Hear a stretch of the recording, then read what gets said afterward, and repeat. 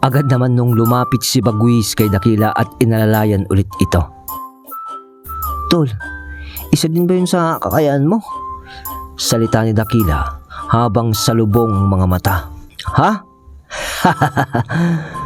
Ang alin? Tanong ni Bagwis.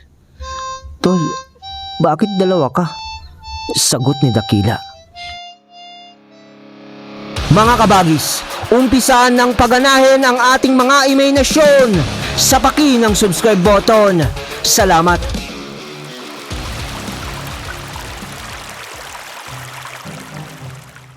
Napakamot naman noon sa ulo si Bagwis at sinabing maupo muna si Dakila. Pagkaupo ni Dakila, napailing siya dahil nagdodoble ang kanyang paningin. Kaya ko din pala tol eh. Sambit ni Dakila. Oo tol, talagang kaya mo nga. Sobra pa. Salita naman ni Bagwis, kabuntot ng tawa.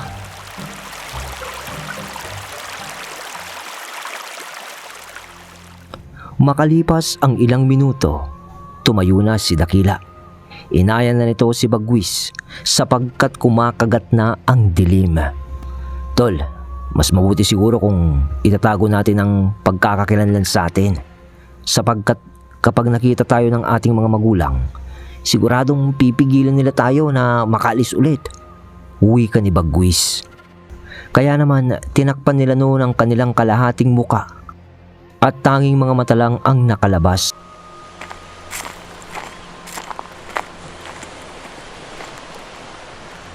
Pagdapo nila sa pantalan ng kanilang baryo, nakita nila na marami pang tao doon na mga namimili ng mga isda. Kaya naman sa ibang dako sila nagtungo. Medyo madilim na noon, kaya naman walang nakapansin sa kanila. Tol, paano tayo tatawid ng dagat? Wala tayong bangka. Tanong ni Dakila. Kailangan nating makita kung nasan ang bangka natin. Pero pag ginamit naman natin yun, sigurado namang magtataka ang mga tao dito. Tayo lang kasi ang may alam sa paggamit ng bangka natin eh. Tugon ni Bagwis. Oo nga eh. Kaya paano tayo tatawid nga? Muling tanong ni Dakila. Di ko makita ang bangka natin tol. Siguro itinabi yun ng tatay mo. Salita ni Bagwis. Kaya nga, paano tayo tatawid sa dagat tol? Medyo malakas na natinig ni Dakila. Bakit ka naman sumisigaw? Galit ka ba tol? Baka may makarinig sa atin oh. Gulat na tanong ni Bagwis. Tol, kanina pa ako nagtatanong. Paano nga tayo tatawid sa dagat? Bulong naman ni Dakila. Ha? Nagtatanong ka pala eh. Pasensya na, di ko kasi naririnig. Sagot ni Bagwis. Hoy, mga kulokoy, huwag na kayong magtalo. Kami na ng kapatid ko ang bahala sa problema nyo. Wika ni Ignatius na bigla namang nagpakita sa kanila. Pagkasabi noon ni Ignatius, sumipol sila noon ni Nuria. Maya-maya lang ay may natanaw silang bangkang papalapit sa pangpang kung saan sila naroroon. Tol, may multo. Nakasakay sa bangka, papalapit sa atin. Mahinang wika ni Dakila kay Bagwis. Ngunit, narinig ko yun Dakila. Walang multo dyan. Bangka namin yan. Salita ni Ignatius. Nang makasadsad na sa tabi ang bangka na yun, pinasakay na sila doon ni na Ignatius. Pagkasakay nila doon, namangha sila ng kusang magsagwan ang bangka na yun.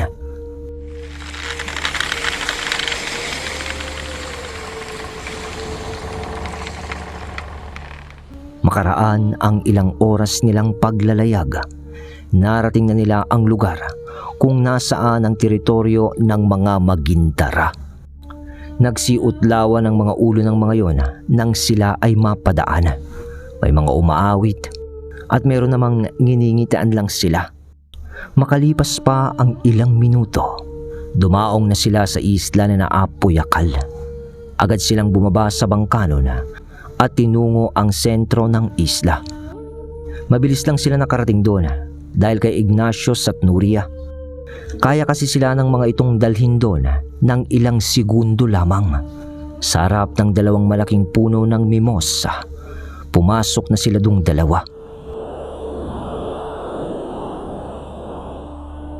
Nang madapos sila sa isang tahanang malapalasyo dahil sa napapalibutan ito ng diamante nga, ginto at mga pilak pa. Agad din namang nagpakita sa kanila si Apong Yakal. Mga iho, maligayang pagbabalik. Napaagap naman ata kayo sa pagbisita nyo dito. Nakikita kong napakayabong na ng abilidad nyo. Natagpuan nyo na ba si Balingit at Baltog? Agad na bungad sa kanila ni Apo Yakal ng patanong. Hindi pa po, Apo. Kaya ho kami naparito para alamin ang mga kakayanang taglay ng dalawang taong yun at ang paraan kung paano kami makakapasok sa mundo ng mga engkanto kung saan umiiral ang dalawang taong ito. Tugon ni Bagwis. Yun ba? Sa pagkakaalam ko, taglay din nila ang abilidad na kagaya ng sa inyo. Ang kaso, nasa panig yun ng kasamaan na. Ayon kay Mapulon, ang mutya ng 5 elemento ng kalikasan na taglay ng dalawang taong yun ay napalitan dahil sa naging mutya na nga ng sakuna ito. Dahil sa pakikipagsanib puwersa nila sa mga nilalang ng kasamaan. Ayon sa ibang mga engkanto na naninirahan sa lugar na ito na napapadapo sa baryo nyo, may namataan sila ng mga pangkat ng mga aswang maliban sa mga bitlig na sadyang sa baryo nyo nakatira. May isang lugar sa inyo na pinamumugaran ng mga aswang na may dugong mga engkanto. At ayon naman sa ibang engkanto na napadpad sa lugar na ito, na mula pa sa ibang ibayo, namamataan din nila sina Balingit at Baltog sa ikalawang mundo na may mga kasamang hukbo ng mga aswang. At ngayon ko lang nalaman na maliban sa mga gabunan, may mga kaalyado din silang mga diklom. Ang diklom ay isang malakas na uri ng aswang na kahit ang malalakas na antingero ay di sila magagawang makita sa dilim. Kaya nilang pumaslang ng antingero sa pamamagitan ng sorpresang atake. At maski ang mga gabunan, kaya din nilang tapatan. Malalaman mo lang na may diklom na aswang sa paligid kapag iminulat nila ang kanilang mga mata. Wika ni Apong Yakal. Idinagdag pa ni Apong Yakal na ang pagpasok sa mundo ng mga engkanto ay nakasalalay sa kanilang dalawa, si Bagwis at Takila. Tanging sila ang nakakahanap ng daan patungo sa ikalawang mundo. Sinabi din ni Apong Yakal na si Balingit at Baltog ay naghahangad ng pag-aaklas laban kay Mapulon.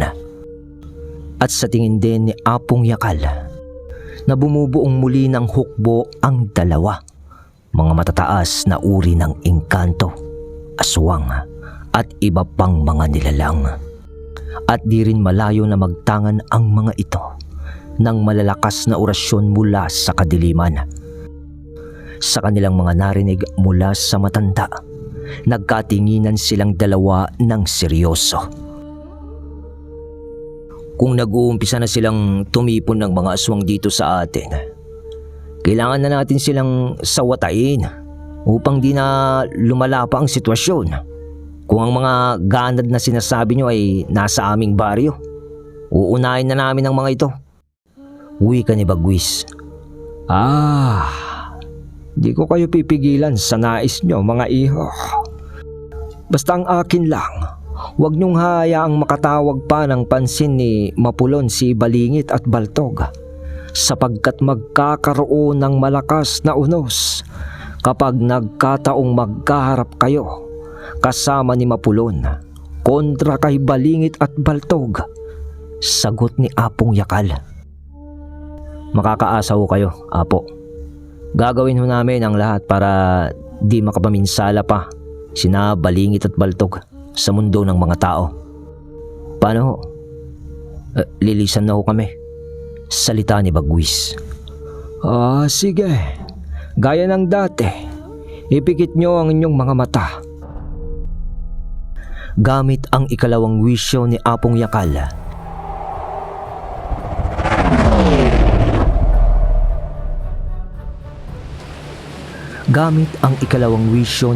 Yakal, dinala nito si Bagwis at Dakila sa pantala ng kanilang baryo.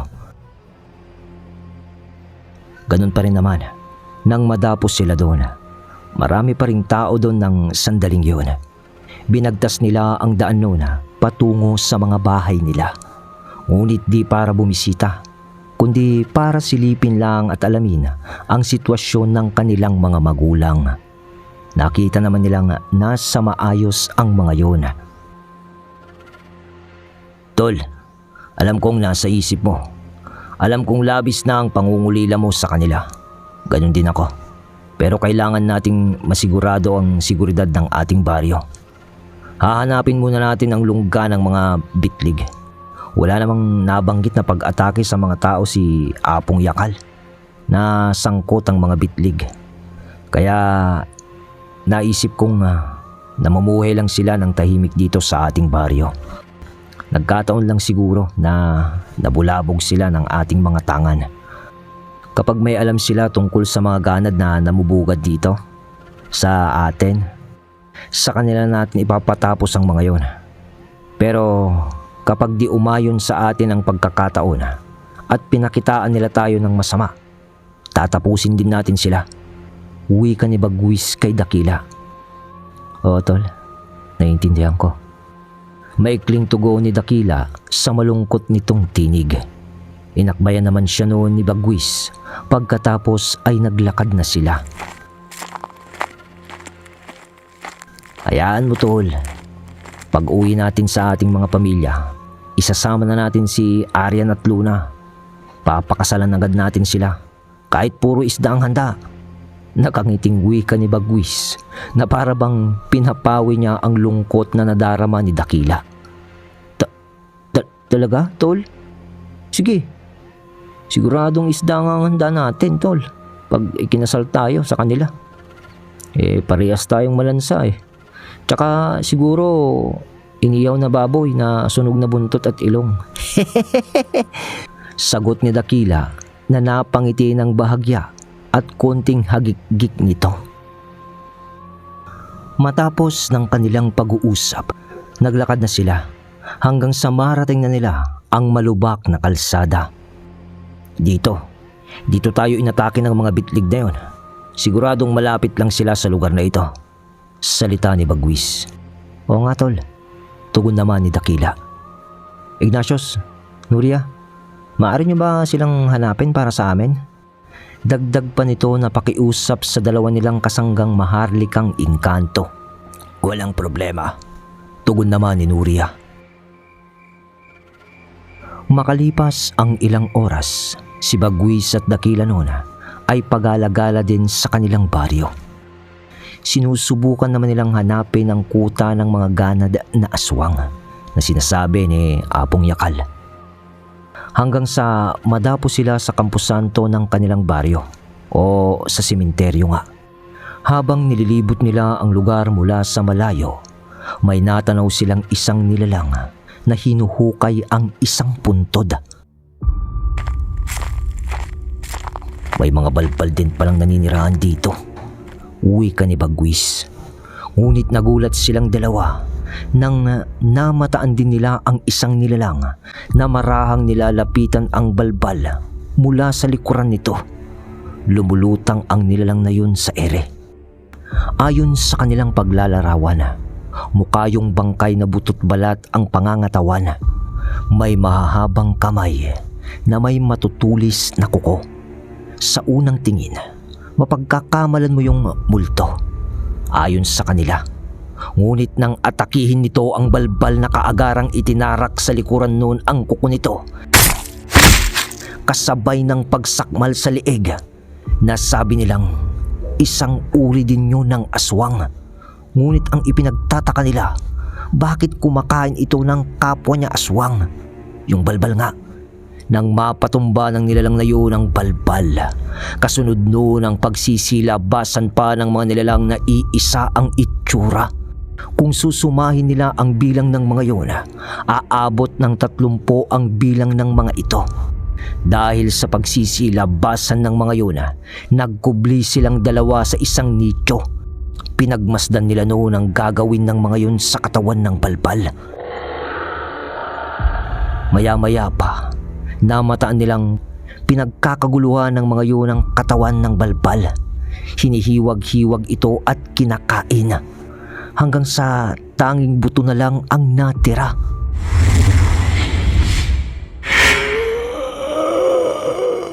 Paglisan ng mga yun, naiwan ang kalansay ng balbal na nakapatong sa nicho na hinuhukay nitong puntod. Tol, di kaya sila ng mga ganad? Pero bakit nila inaatake ang kapwa nila aswang? Tanong ni Dakila. Sa tanong na yun ni Dakila, biglang lumitaw sina Ignatius at Nuria sa kanilang tabi. Simple lang, Dakila. Dahil ang mga ganad ay mahigpit pagdating sa kanilang mga teritoryo. Ayaw na ayaw nilang may nakakapasok na iba dito. Kaya sa oras na maramdaman din nila kayo o tayo, siguradong dudumugin din nila tayo. Kaya kung ayaw nyo pang lumikha ng gulo, mas makakabuting umalis muna tayo sa lugar na ito.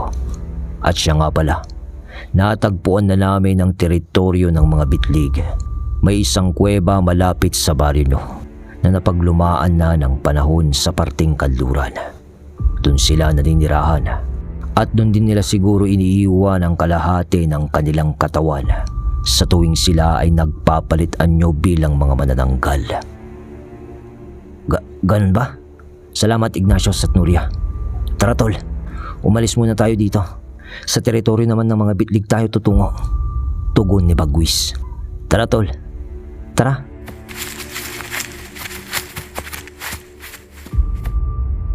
Maingat silang lumisan noon sa lugar na yun. At sa pamamagitan ni na Ignatius at Nuria, nagtungo sila sa lugar na sinasabi ng mga ito. Madaling araw na nang makarating sila doon, sapagkat may kalayuan pala ang lugar. Makalipas pa ang ilang minuto,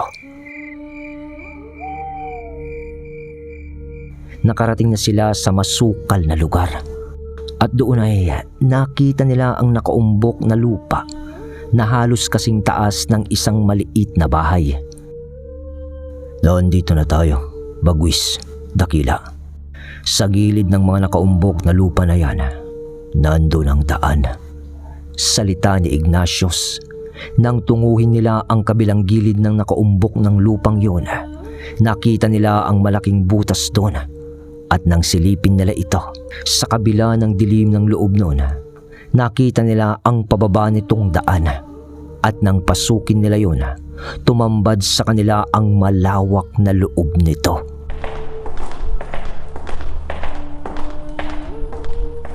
Ngunit nang tuluyan na silang makapasok, bumungad sa kanila ang mga kalahating katawan na gumagalaw-galaw pa ang mga laman noon. Ano ba to? Ang sagwa dito, tol. Salita ni Dakila. Tiisin mo lang, tol. Sigurado kakaalis lang nila bago tayo dumating. Sariwa pa ang mga dugong nagkalat dito Tugon ni Bagwis. Hihintayin natin sila dito. Sigurado akong babalik din agad ang mga yon.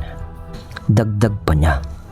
Habang nagsasalita nun si Bagwis, si Dakila naman, panay ang tingin sa bawat putol na katawan sa paligid. Nakakaniri pala itong nakakasuka. Uwi ka ni Dakila, sabay duwal. Sa pagduwal niya, di niya sinasadyang mahawakan ang hita ng isang putol na katawan.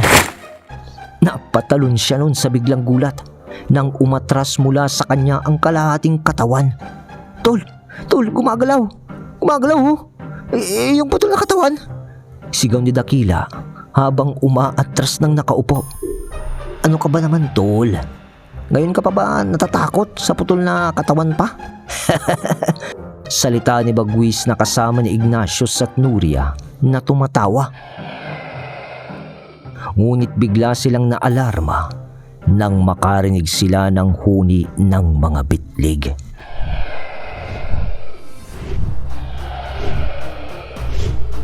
Tol, tumayo ka na dyan. Andito na sila. Uwi ka ni Bagwis. Pagtayo ni Dakila, agad siyang lumapit kay Bagwis at tinitignan nila noon ang entrada ng kuwebang iyon. Maya-maya pa, nakita na nila ang mga bitlig na pumapasok doon at gumagapang sa pader. Dahil sa kitang-kita naman ng maliwanag ang loob ng kuwebang iyon, agad silang napansin ng mga ito. Di na halos nila makita ang butas ng kuweba nang makapasok ang lahat ng manananggal na yun dahil sa malalapad na pakpak ng mga ito. May nakabitin sa itaas, may mga gumagapang sa sahig at mayroon ding gumagapang sa dingding.